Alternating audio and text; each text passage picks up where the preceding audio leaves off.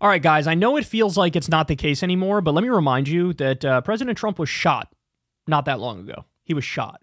He got shot in the ear. He almost died.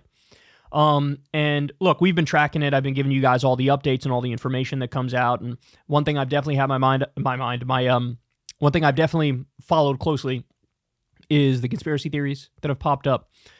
And we've seen them all, right? We've seen the resistance liberals saying he actually didn't get shot. There's no evidence he got shot. Keith Olbermann is kind of leaning into that, trying to be the Alex Jones of the Democratic side.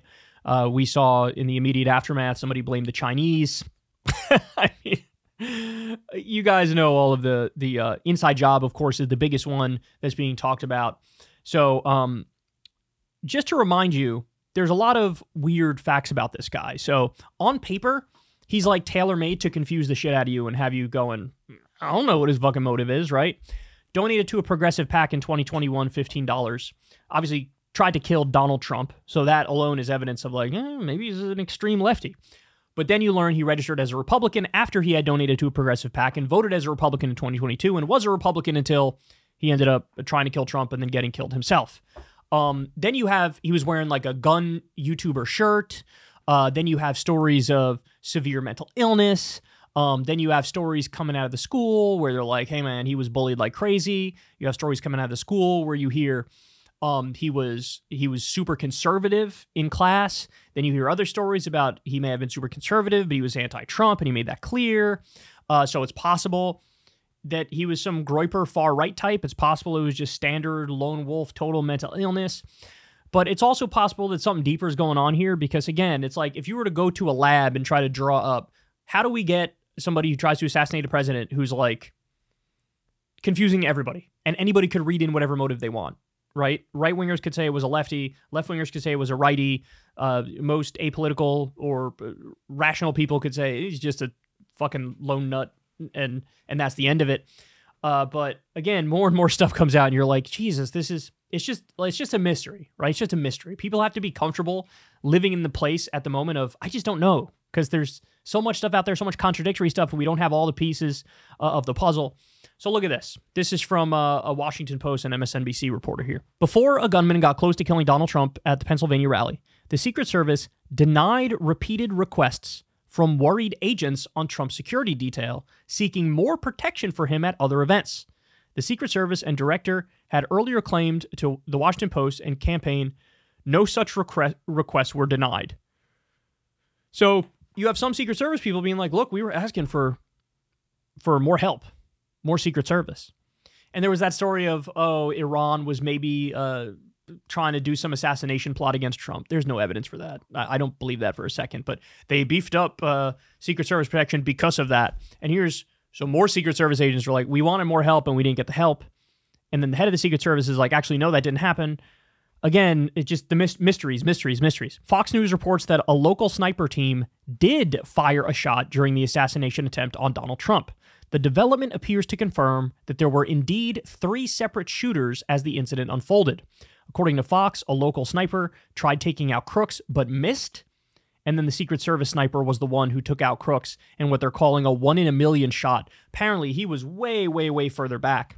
Also, we're told a local police sniper took a single shot as well, but missed. Okay, so here, let me play this, see if we learn anything from this. Hi, Eric. Good afternoon. A source familiar with the investigation tells me that, look, it took a single shot to kill the would-be assassin Thomas Crooks, and that shot came from a Secret Service counter sniper that the source says he described the shot as a 1 in a million type of shot. The counter sniper could only see the top of the scope, his eye, and forehead because the lip of the AGR building that Crooks was on was obscuring that view. We're also told a local police sniper took a single shot as well, but missed. Remember, this building was about 150 yards away from where the former president was standing on that stage, and it had a clear line of sight to the former president. Federal law enforcement sources tell Fox that while Crooks snuck up on that roof, a Butler Township Emergency Services unit sniper team was looking out of the windows of that same building, watching for any suspicious activity. So how did Crooks get on that roof? Federal law enforcement sources tell Fox that it was initially thought he brought a ladder. However, no ladder was found on site, and we're now told the more likely scenario is that Crooks hid his father's AR-15 near an AC unit, and then he climbed onto that AC unit to get up onto the roof of the AGR building.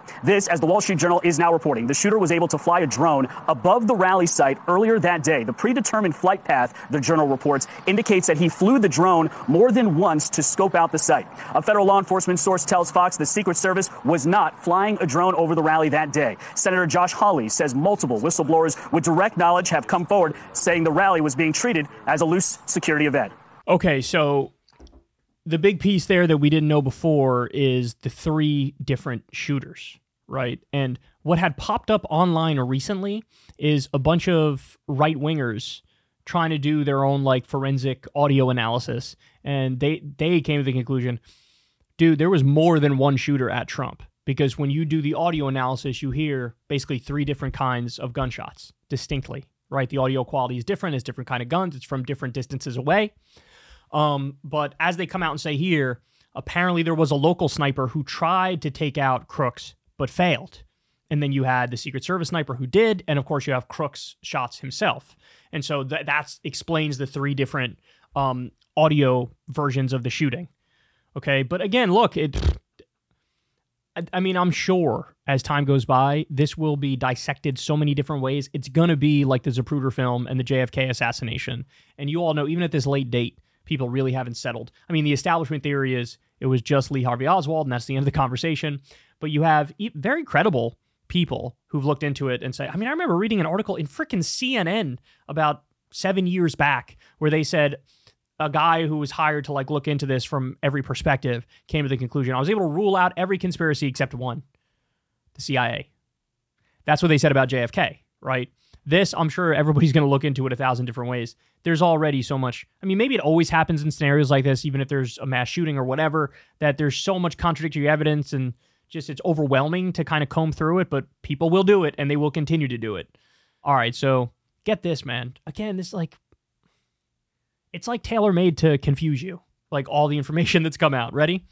So Thomas Crook's former school, he was not bullied. This is Bethel Park School District. There is a painful misconception that Thomas Crooks was relentlessly bullied in school, which may have led to the assassination attempt on former President Trump. According to our records, Mr. Crooks excelled academically, regularly attended school, and had no disciplinary incidents, including those related to bullying or threats. Thomas Crooks was never a member of the school's rifle team, and we have no record of him trying out. The coach does not recall meeting him. However, it is possible that Crooks informally attended a practice, took a shot, and never returned. We don't have any record of that happening. He was known as a quiet, bright young man who generally got along with his teachers and classmates. So now this is the school attempting to contradict one of the classmates who came out and said he was relentlessly bullied, right? Now, I guess you could say the school kind of has an incentive to cover their own ass, because if the argument is, hey, the fact he was so bullied could have led to him to do this, then the school will kind of feel like kind of responsible that they didn't do a better job of policing the students and not having bullying in the school, and so they might have an incentive to cover their own ass to say he wasn't bullied. But now it's a matter of whose word do you trust more? The school itself, or do you trust the classmate who came out and did an interview with some local TV outlet and said he was bullied relentlessly and I saw it, right?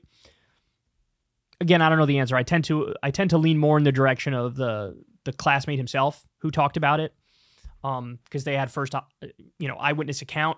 I would say it's possible that he was bullied, but it never got to the point of disciplinary action for the people who bullied him. Sometimes when kids get bullied, they try to keep it on the low. They're not exactly running to authority figures to try to get help, because that could lead to more bullying later on, right? So I don't know, but yet again, another piece of contradictory information that I have to share with you. Another piece of contradictory information that I have to share with you. Finally, I'll give you this one. I'm sure you all saw this one by now. Trump shooter Thomas Matthew Crooks' last online search was for porn. Can you imagine? After busting a nut, thinking, yeah, I know what I want to do now. An assassination. What?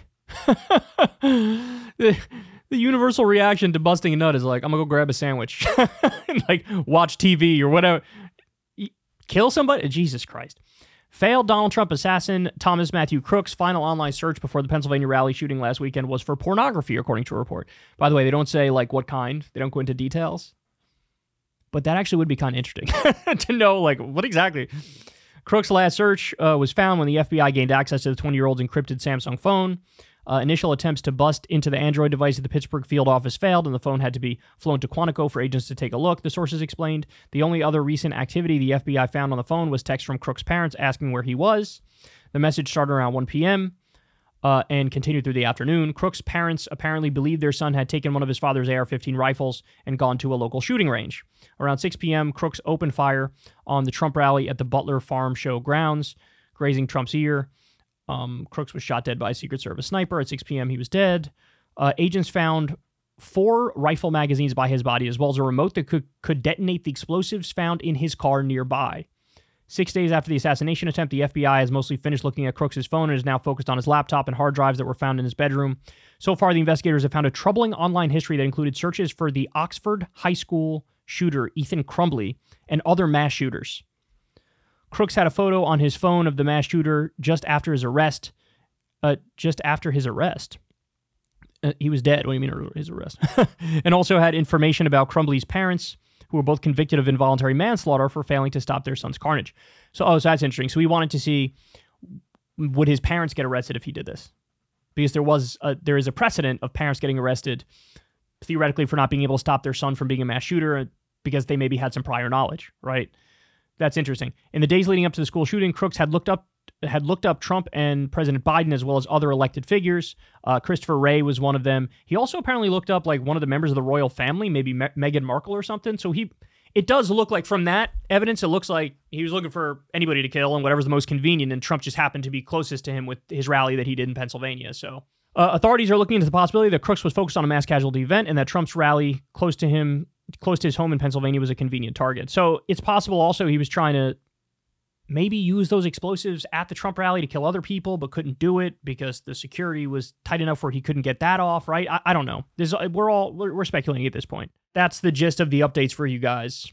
The questions aren't going to stop, right? But again, it always comes back to this basic conversation. Is it incompetence on the part of the Secret Service, or is there something more malicious and nefarious and conspiracy-like going on? As I always tell you guys, I will always default to the incompetence unless there's overwhelming evidence otherwise, because that's Occam's razor. It's just incompetence. So, but one thing's for sure, everybody's pissed at the Secret Service because the more evidence comes out, the more detail comes out, the more we learn. They were woefully unprepared for what ended up happening. And even though that sniper was able to get a shot off at just the right time, and Crooks got some shots off, but he was dead almost immediately after. I mean, that guy definitely did a great job, but the fact that it got to the point where he could have an open look anyway is definitely a massive scandal. All right, guys, that's the show. I love y'all very much. You know the drill. Everybody, please click like, click subscribe, click that bell icon so you get a notification every time a video drops. And of course, you can support the show on Patreon. Thank you to everybody who already does that. $5 a month, $7 a month, whatever it is. It helps out massively. Remember, I don't talk to any advertisers, so you guys help fund this show. And that's all I got for you, man. I'll be back tomorrow. Everybody have a great rest of your day. Hey, y'all, do me a favor and like and subscribe. It helps out big time in the algorithm. Click the bell as well for notifications when videos drop. And watch that video on screen right now. You know you want to.